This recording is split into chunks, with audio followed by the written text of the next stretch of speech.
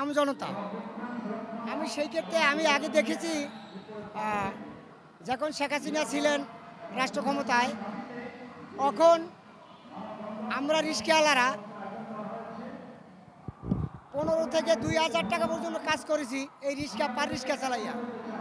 তখন আমরা সেইটা পারতেছি না, এখন থেকে 5 থেকে উপরে 600 টাকা কাজ করি। সেই ক্ষেত্রে আমরা আমাদের সংসার চালান্না একদম ঝুঁকিপূর্ণ হয়ে পড়ছি। কিন্তু অটো চলতে মহল্লার ভিতরে এবং শেখ হাসিনা নির্দেশ দিয়েছিল যে এতটা রোড মাপ করে দিয়েছে যে অটো চলবে মহল্লার ভিতরে, এত এত রোডে আসতে পারবে না, এই ভিতরে তোমরা চলবা। আর পার রিক্সা হোল পুরান টাউনে এবং ঢাকায় সব জায়গায় চলতো। সেই ক্ষেত্রে আমরা শেখ হাসিনার আমলে অনেক ভালো ছিলাম, সেই ক্ষেত্রে অনেক অনেক ভালো ছিলাম। এখন আমরা দুর্ভোগে পড়ে গেছি।